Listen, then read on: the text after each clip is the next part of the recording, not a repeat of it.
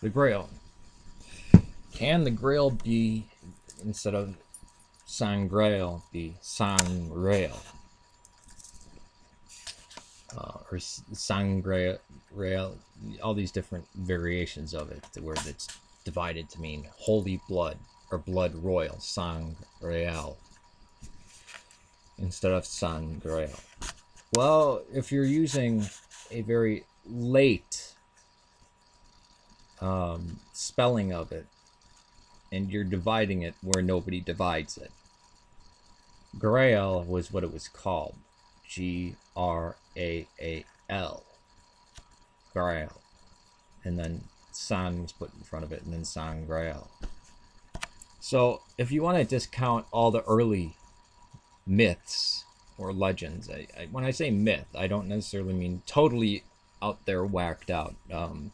Just made up from, smoking too much opium or eating the wrong type of mold, eating ergot or some magical mushroom.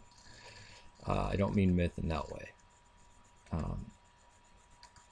I mean legend as in surviving story, because I think just from what gets written down, reading these, you can tell what stories they were telling at the time. These wind up becoming historical documents. Not that everybody in there was a historical figure, but that they're written in a period of time, and we can go back and look at what the writing was from this time, just like anything. If you were to watch a bunch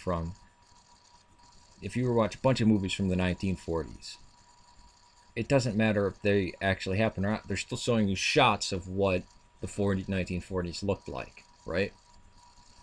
The way people talk, the lingo, their understanding of how the events went down shows you something historical. These are important. So even a society's myths are important.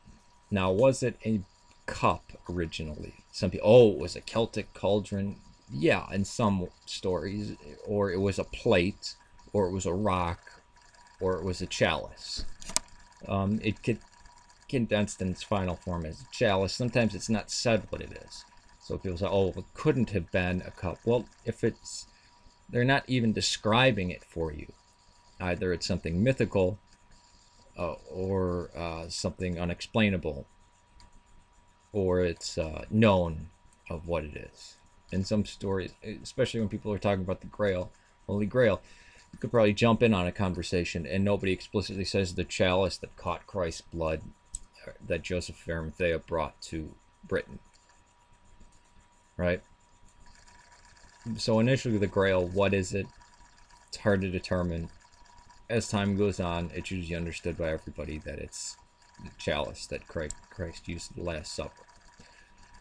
Which is problematic, which you inevitably come to. This is a medieval understanding of it.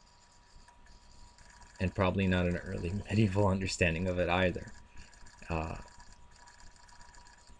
This is Roman Catholic imagery.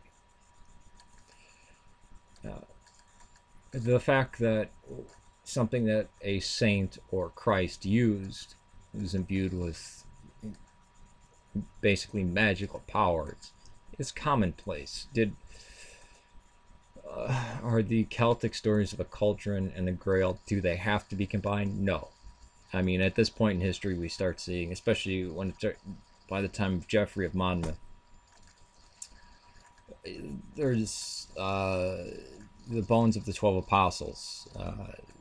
There's so many of them that are claimed that just the bits and bones of the apostles could fill an entire house, and the pieces of the true cross could build that house. That's how much of this stuff was floating around, because everybody wanted to have something from the apostles and the saints. And this idea is backed up in the Bible, where robbers kill somebody and throw them in a pit, they hit you. The person killed hits the bones of Elijah or Elisha, and boom, they jump back up out of the grave.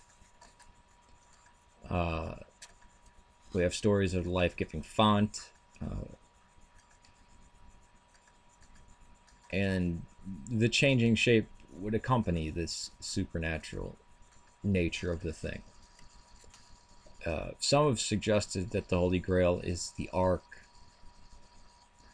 which on the surface seems far-fetched, but I do think there is a blending between the Ark and the Grail if you look at what's attributed to it. But then again, as I said just previously in this video, if you're around the medieval period, these types of same things would get attributed to any holy object, and people say, oh, that's pagan or that's Christian. Well, if you're living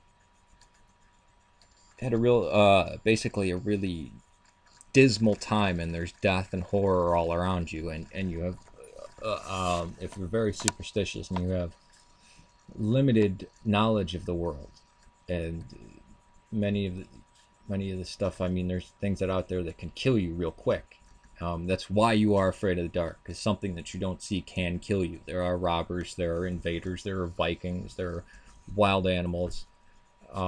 So it's, the more afraid you are, the longer you'll live. Anything out of basic your belief system these things will be imbued with magical powers, and the Eucharist becomes very important, and your religion becomes very important, and you will make pilgrimages to these things, and you'll see a commonality between religions, and say, oh, they just directly took it from paganism. No, paganism naturally comes out of things. You'll naturally arrive at that if you're in a very primitive society that's on the verge of, I mean, your existence. You don't know who's going to live or who's going to die in the next hour. Disease can take you like that. Vikings can come. I mean, very dismal existence. So the rituals of the Roman Catholic Church at that time become very, very important, and they become magical and mysterious. And you don't even know how they built these cathedrals or these churches around you. So how do you even know? I mean, your knowledge of the world is very limited. So we'll see the Grail take different shape, form, and different powers will be attributed to it.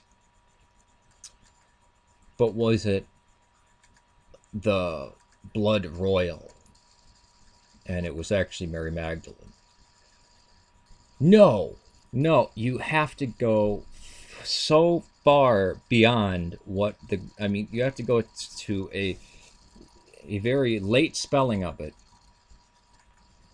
and there's no hint that that's what the Grail was beforehand, to then divide it and say, oh, it was really this. Let me try to see if I can think of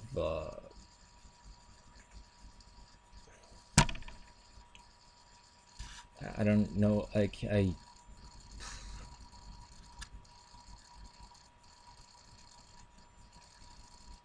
even think of a parallel. So if they're calling it Grail for hundreds and hundreds of years, and then later in a different area in France they call it sangraal or sangraal, or in Latin they call it sangraal. In a much later tradition, hundreds and hundreds of years later, you can't say, oh, it was originally blood royal. But, well, then why didn't all these other people from disparate cultures know that? And since the people writing sangraal are relying on the history of Britannica or Geoffrey of Monmouth or these other myths, that original myth didn't call it sangraal. So trying to say, oh, it's the blood royal. And in recent court battle, about 10 years ago, not just, I don't even know if it was 10 years ago, the writers of Holy Blood, Holy Grail said, our story is fictitious. It's fun and adventurous, so Dan Brown stole from us. So, that's, when they come out and say that, that's pretty damning. All right, take it easy.